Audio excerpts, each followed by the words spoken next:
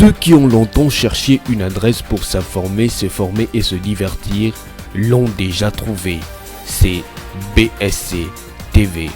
BSC TV, c'est une chaîne de télévision indépendante de la RDC qui propose un programme aussi varié que diversifié avec des...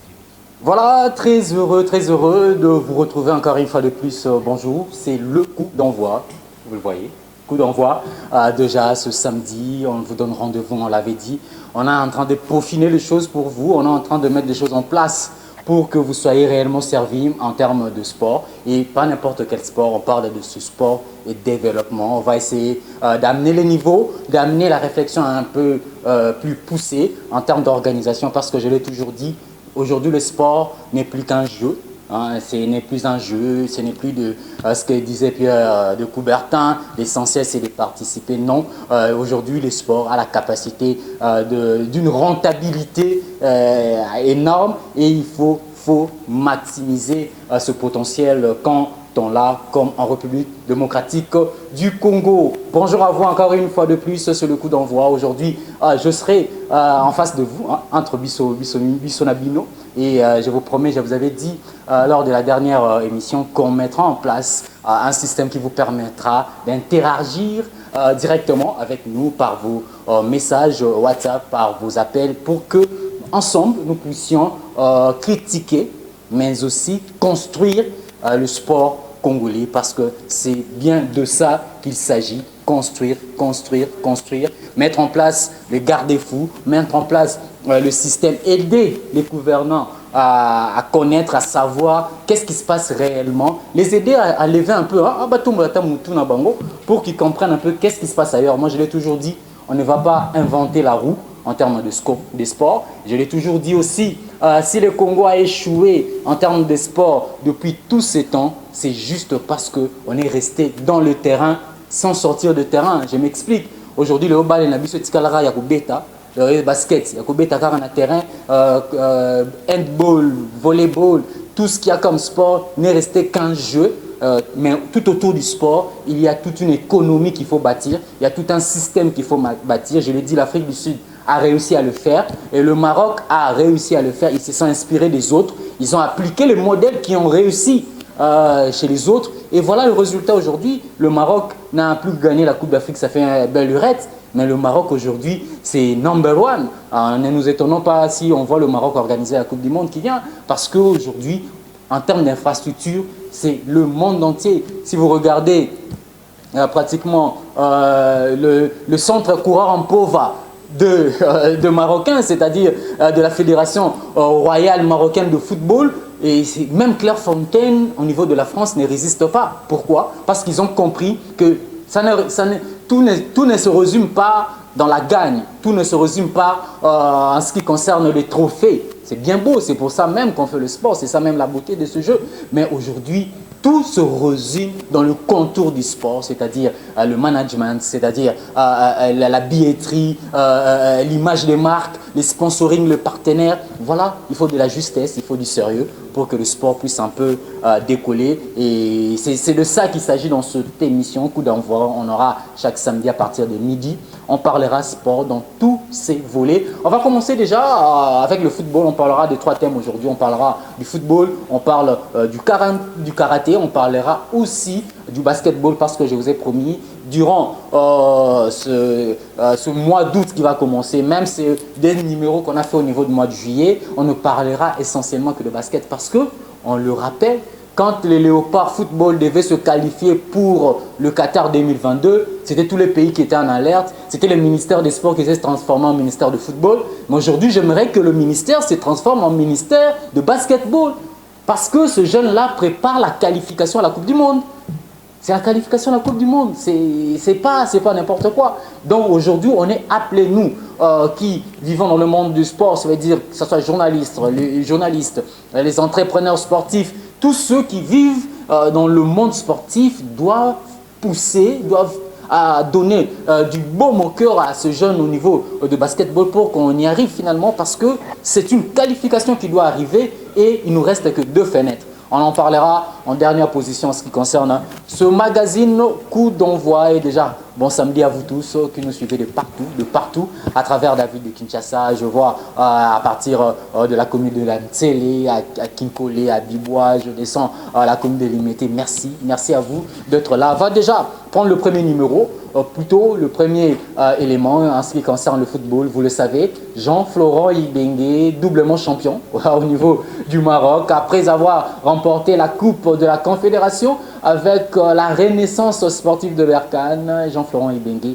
aujourd'hui, a remporté, c'était plutôt le jeudi dernier, il avait remporté la Coupe du Roi face à qui? À Wydad Athletic Club. Voilà, il faut le faire. Wydad Athletic Club, on le sait, c'est le champion d'Afrique en termes de Ligue des Champions. Et aujourd'hui, voilà, Jean-Florent Ibenge les a battus par penalty au terme d'un match épique. 3 tirs contre 2. On va suivre un peu le résumé de ce match et la réaction de Jean-Florent Ibenge. Tu peux t'appeler solo. Est-ce qu'il est réellement Soudan? Est-ce qu'il est Halilal? Parce que voilà, les prouesses et les performances le prouvent. Regardons et retrouvons-nous tout juste après. Jamais 203, dit-on. Le troisième face-à-face de la saison entre le Wydad Athletic Club, champion du Maroc et vainqueur de la dernière Ligue des champions africaine, et la Renaissance sportive de Berkane de Jean-Florent Ibenge, vainqueur de la dernière Coupe de la Confédération. Un duel pour la Coupe du Trône qui a tourné à l'avantage des Oranges marocains, et c'est après les tirs au but que les hommes du coach Android ont soulevé leur deuxième trophée de la saison. Déjà, c'était un match de l'orgueil. J'avais dit à mes joueurs stop. C'était un match où j'ai marqué aujourd'hui stop. On avait été battu 2 fois par le même adversaire.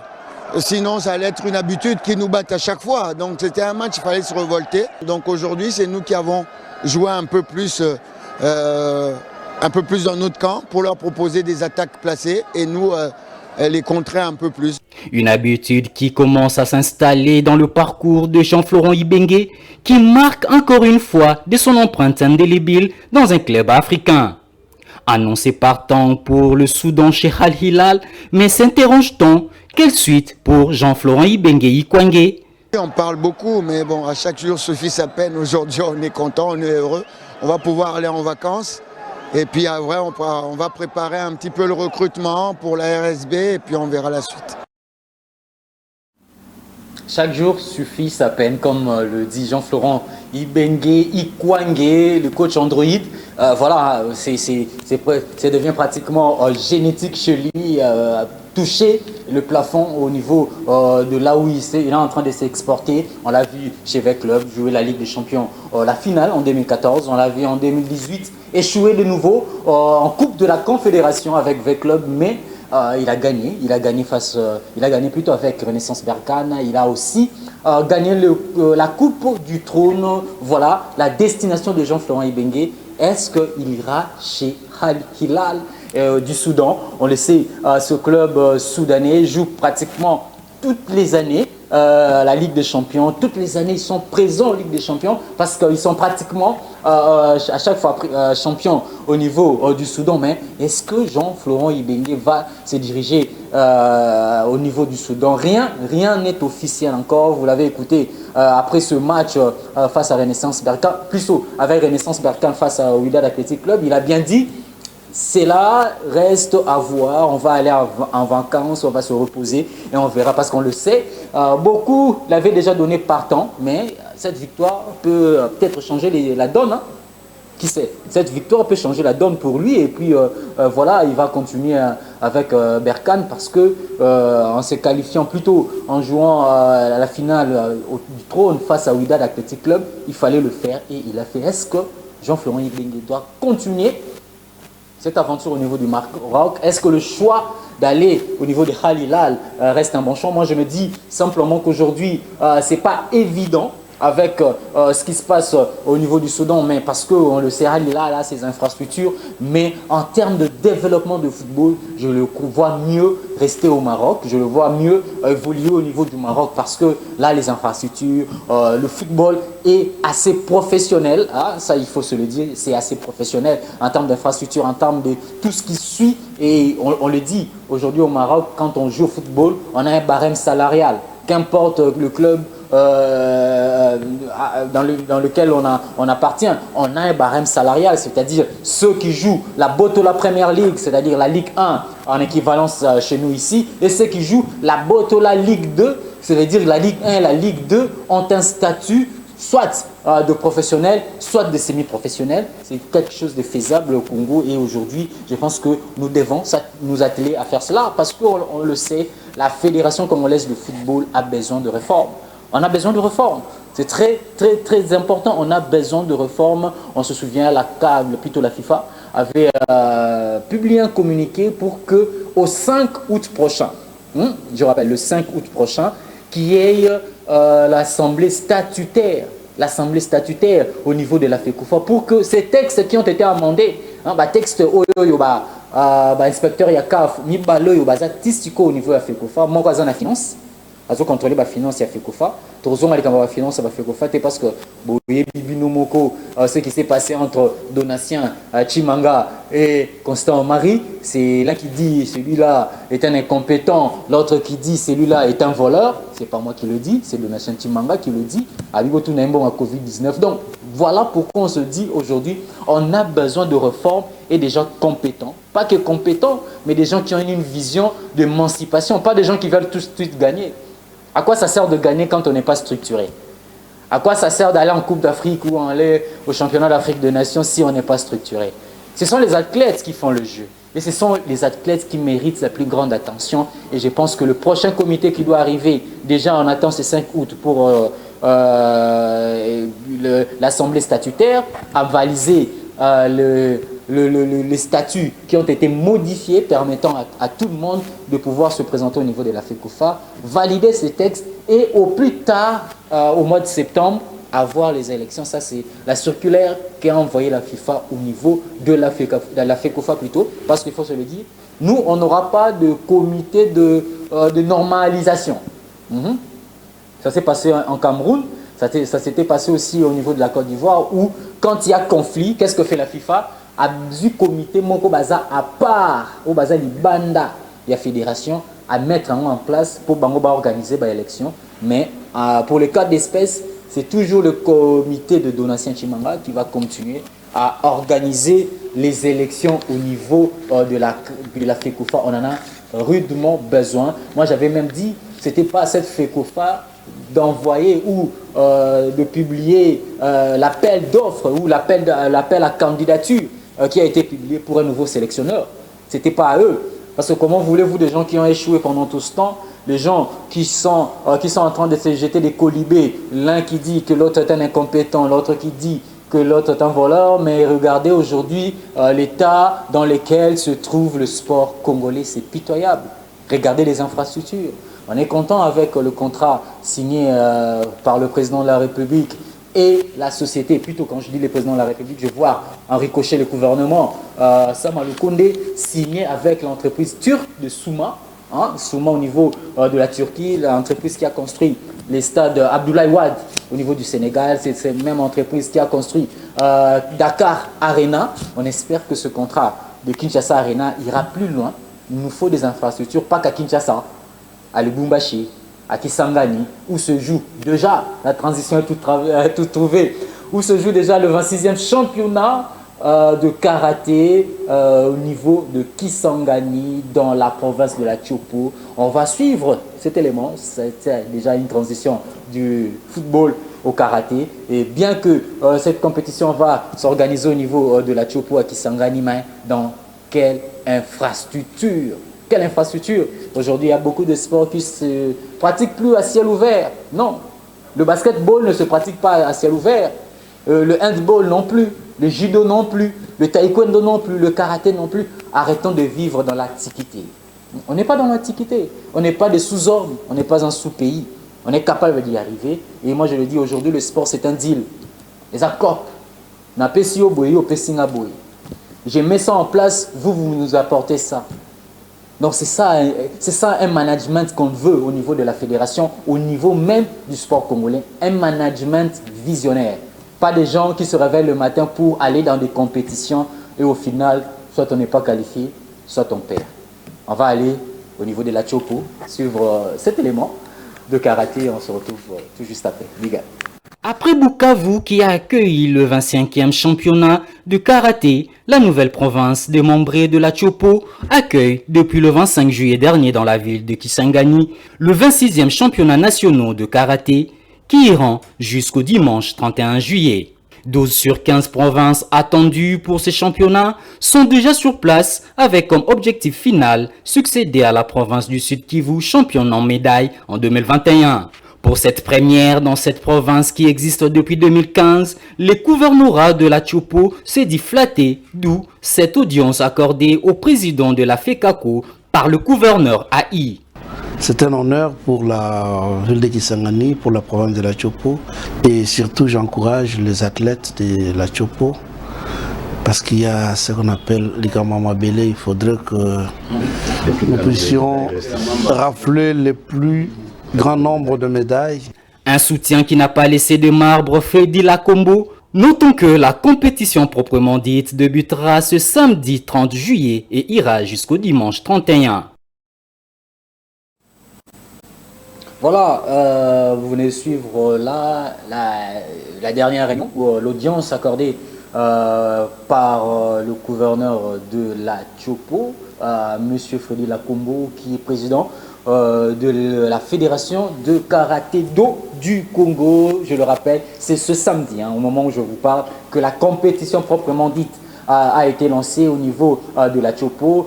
Plusieurs catégories, on aura des katas, on aura plein d'autres catégories au niveau de ce championnat 26e de la sorte. C'est une très bonne chose. On a été aussi que vous pour le 25e championnat au niveau du karaté, et cette fois-ci on est au niveau de la Chopo, au niveau de Kisangani, où vont se dérouler ce championnat. Et moi je dis c'est une chose à féliciter parce qu'il faut faire en sorte que on puisse s'épanouir. Il y a ceux-là qui ont entendu parler du karaté, qui ont vu de loin le karaté, mais c'est en amenant des événements comme ça, en emmenant les événements vers les jeunes, que les jeunes vont un peu plus s'intéresser aux différentes disciplines. Parce que je le dis, que ce soit au karaté, ça par le judo, le football, le basketball, l'handball, tout ce que vous voulez comme sport qui est répertorié au niveau du ministère des Sports en RDC, tous ces jeunes-là ont besoin d'encadrement. Et cet encadrement ne doit pas rester si juste comme s'ils étaient des gens venus pour faire un spectacle. Non, l'encadrement doit déboucher vers un résultat périn qui fera en sorte que ces jeunes puissent s'émouvoir et s'épanouir dans cette discipline. Je l'ai toujours dit, le sport est un facteur de rassemblement. Le sport est un facteur de développement. Le sport est un facteur d'épanouissement, et ça, il faut se le dire. Et je renchéris en disant, le sport est un facteur générateur, s'il faut se le dire comme ça, de revenus. De revenus. De l'argent, quand on veut faire de l'argent, on a un public, on a un spectacle qu'on vend à un public, et c'est en ce moment-là qu'on sait faire de l'argent. C'est bien beau d'attendre toujours que le gouvernement puisse mettre la main dans la poche, mais ce qui est mieux, c'est avoir l'imagination, avoir l'esprit managérial qui permet à ça qu'on cherche des solutions là où on est censé recourir soit au gouvernement, recourir soit à une quelque forme de revenus venant d'une part ou d'une autre. On est capable aujourd'hui de rentabiliser nos événements, d'où le SAL approprié sont vraiment obligatoires. Et nous espérons qu'on aura un programme comme ça qui nous permettra d'avoir des arénas à Kinshasa, à Lubumbashi, à Kisangani, à Goma, à Butembo, partout en République démocratique du Congo. Et presque, je rappelle, l'aréna de Dakar a coûté au gouvernement peut-être place, Yarotonga Yango, accompagnement, mais aussi ils ont déboursé que 200 millions d'euros, équivalent à peu près, je ne sais pas moi, 220 000 dollars, 220 millions de dollars. Qu'est-ce que 200 millions de dollars pour un aréna en République démocratique du Congo? Qu'est-ce que 200 millions de dollars pour un stade construit comme le stade Abdoulaye Wade, qui a 50 000 places, je rappelle, comme le stade de Tata Raphaël. Donc aujourd'hui, déjà en parlant de ce stade Tata Raphaël, voilà, il faut que le ministre jette un coup d'œil. Qu'est-ce qui s'y passe? Qu'est-ce qui s'y passe réellement? Parce que les travaux n'avancent pas. On est à une année exactement. Une année exactement. On est le 30 aujourd'hui. Et on est à une année exactement. Parce que l'année prochaine, si on était le 30 juillet, la compétition aurait déjà débuté. Et ça, c'est très important. Il faut les infrastructures qu'il faut. Nous encourageons la Fédération de karaté-do du Congo pour la prochaine édition. Essayer encore un peu plus d'avancer, d'entrer dans le Congo profond pour amener cette discipline le plus loin possible. Je rappelle, la compétition prendra fin demain, le 31 juillet. Et nous, on sera là pour vous relater dans nos différentes interventions au niveau de la BSC télévision. On parlera de ça et on essaiera de vous informer au mieux. Ne vous inquiétez pas. On sera en interaction bientôt. Donc, nous, on est en train de peaufiner les choses pour vous, pour rendre ce magazine un peu plus attractif et prendre ce rendez-vous samedi, 12h. En attendant qu'on profile tout ça, vous serez fixé, je vous assure, vous ne serez pas du tout déçus. On va chuter avec un dernier élément. On parle du basketball.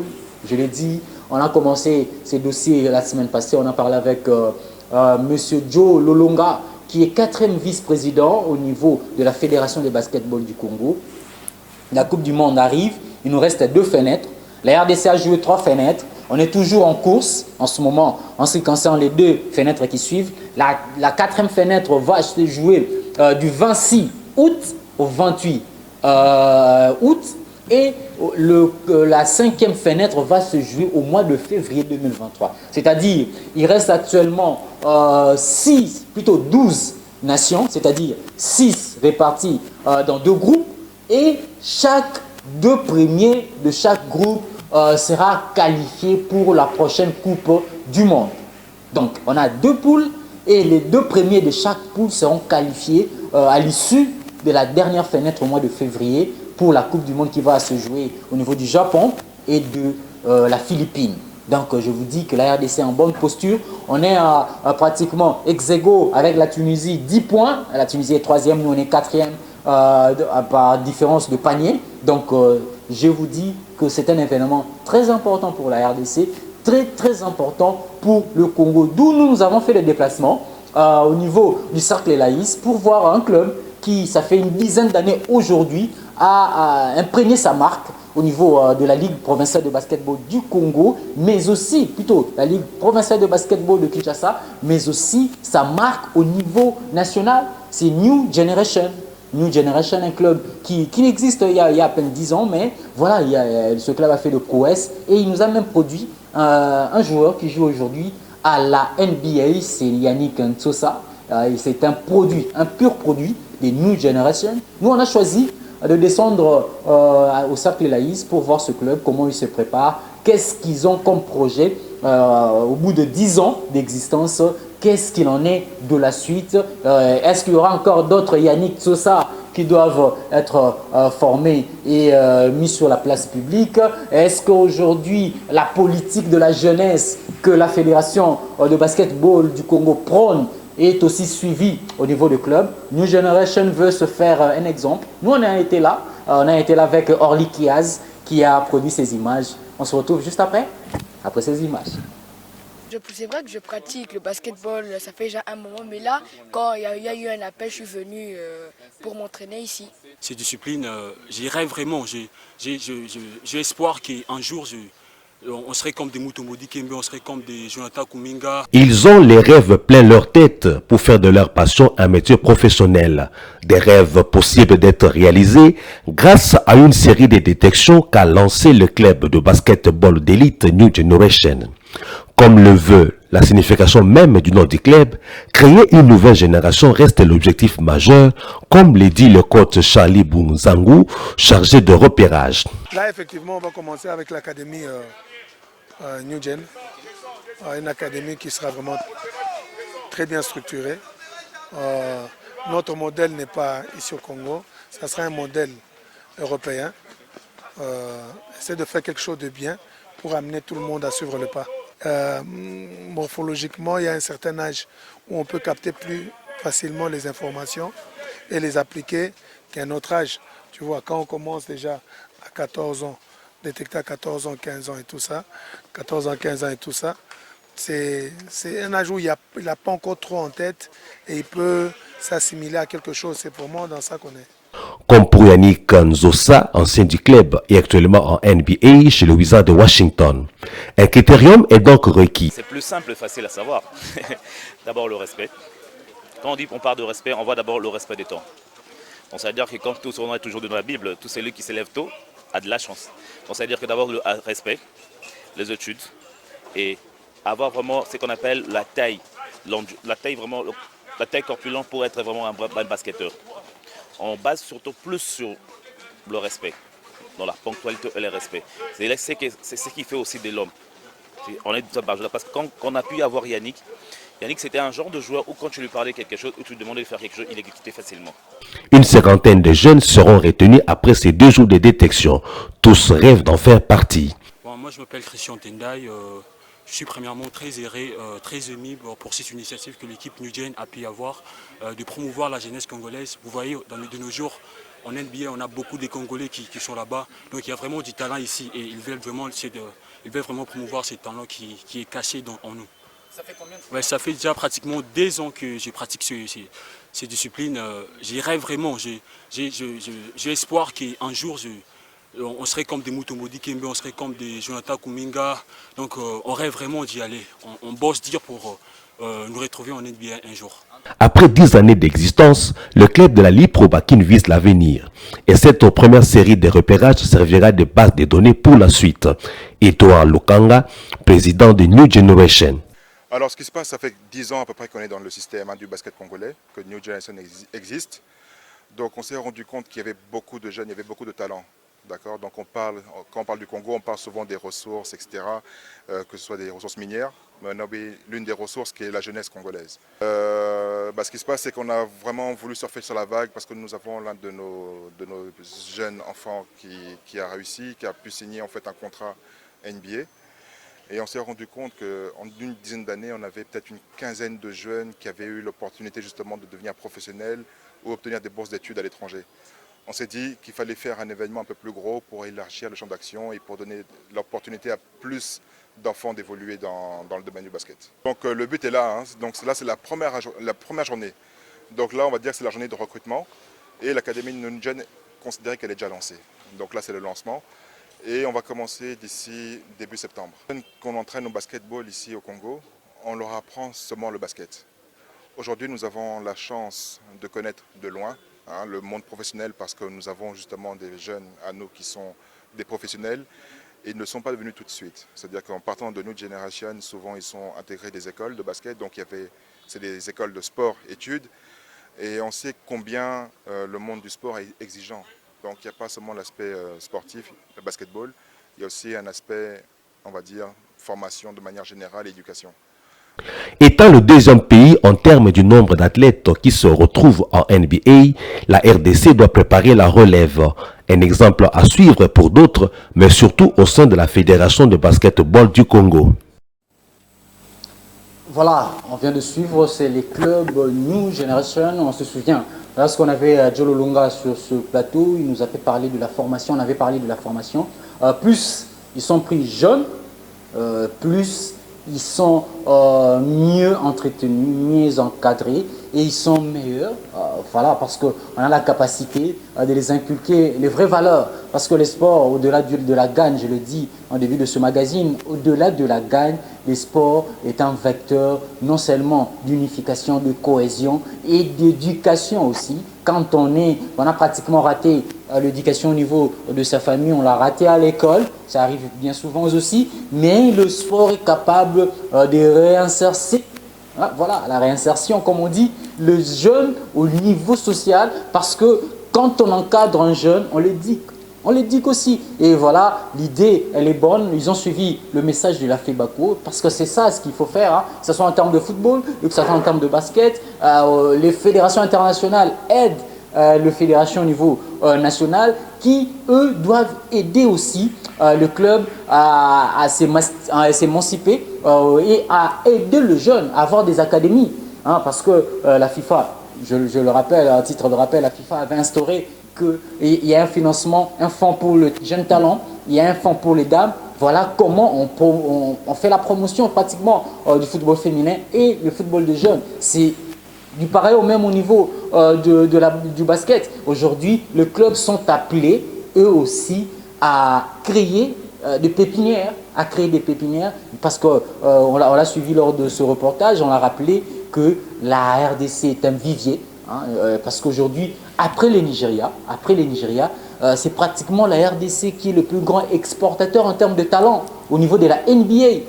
On parle de l'ancêtre Mutombo Dikembe, comme disait l'autre. On parle de Didier Menga au niveau des États-Unis. On parle encore que ce soit des Bismarck Biyombo. Aujourd'hui, on parle de Jonathan Kuminga, on parle de Yannick Sosa. Ils sont nombreux qui trouvent la porte de la NBA. Et ça, c'est un truc à dire et à rappeler que la formation reste la chose la plus importante à faire aujourd'hui en termes d'encadrement de la jeunesse, que ce soit dans le basketball, que ce soit dans le football et dans n'importe quel sport. C'est très important. Je le rappelle, on aura le 9e jeu de la francophonie l'année qui vient. Le basket est retenu et d'où notre satisfaction de voir qu'on va construire, parce que jusque-là, les travaux ne sont pas encore lancés, le Kinshasa Arena, et qu'au niveau du stade de Marty, il y a des gymnases qui sont prévus pour la pratique de ces disciplines qui se pratiquent en salle, et dont le basketball, je le rappelle, on a une 4e fenêtre. En termes d'éliminatoire, en football, on dit la 4e journée. Mais en ce qui concerne le basketball, on appelle la 4e fenêtre. On a les 3 premières fenêtres jouées, il y a la 4e fenêtre qui arrive, et la 5e fenêtre, je le rappelle, allez-y les léopards. Motuna, tu n'auras question là. Allez-y les léopards, il faut préciser bien à Souka. Allez-y les léopards football. Allez-y les léopards football. Il ne faut pas dire allez-y les léopards alors qu'il y a une discrimination flagrante en termes de soutien. Ce soutien n'est pas que financier. Le soutien, il est dans la mobilisation de tous. On joue les éliminatoires d'une Coupe du Monde. Peut-être il y a des gens qui ne le conçoivent pas assez bien ou ne le conçoivent pas à un degré le Congo Zali, mais on joue les éliminatoires de la Coupe du Monde. C'est très important, c'est très important pour la République démocratique du Congo. C'est pour vendre l'image de la République démocratique du Congo. Et aujourd'hui, je l'ai toujours dit, on dit le football c'est le sport roi, le football c'est voilà tout ce que vous voulez. Mais en RDC, moi j'ai vu le judo remplir un stade. J'ai vu le basketball avoir son public à lui et remplir de stades. J'ai vu des différentes disciplines en RDC avoir leur propre public qui s'en foutent du football. Oui, na Congo Bazali, batondi sarabaye na stadium wanaka po bala na bango basket. Bango vina bango zakara basket.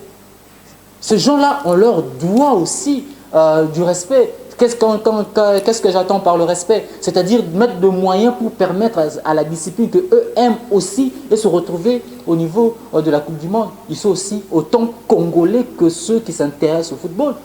Tout le monde ne s'intéresse pas au football. C'est comme tout le monde ne s'intéresse pas à la politique. On voit ce que ça donne. Ça a été un plaisir de vous présenter ce coup d'envoi de ce samedi 30 juillet 2022. Et j'en profite comme ça, sans oublier, souhaiter un heureux anniversaire à mon frère et ami Orticien Ndongala Nkoba. Bon anniversaire à toi, tonton. Et nous, on va se retrouver. Le rendez-vous est pris. Restez-nous fidèles. En début de semaine, vous aurez notre numéro. Et le samedi, le rendez-vous de tous les samedis, on sera là à partir de midi pour parler sport. Mais supportez-nous de parler basketball pour tout ce mois d'août qui s'annonce. Et moi, je vous dis déjà, bye bye. Je vous retrouve le mois d'août. C'est déjà la semaine qui vient, et notamment lundi, pour qu'on parle encore plus de sport, plus d'actualité, notamment dans la matinale. C'est un plaisir de vous le présenter, ce coup d'envoi. Et nous, on vous dit bon bye, bye bye, bye bye, bye bye, bye bye. À samedi prochain. Bye oh. Ceux qui ont longtemps cherché une adresse pour s'informer, se former et se divertir l'ont déjà trouvé. C'est BSC TV. BSC TV, c'est une chaîne de télévision indépendante de la RDC qui propose un programme aussi varié que diversifié, avec des émissions d'une originalité qu'on ne trouve nulle part ailleurs. Branchez-vous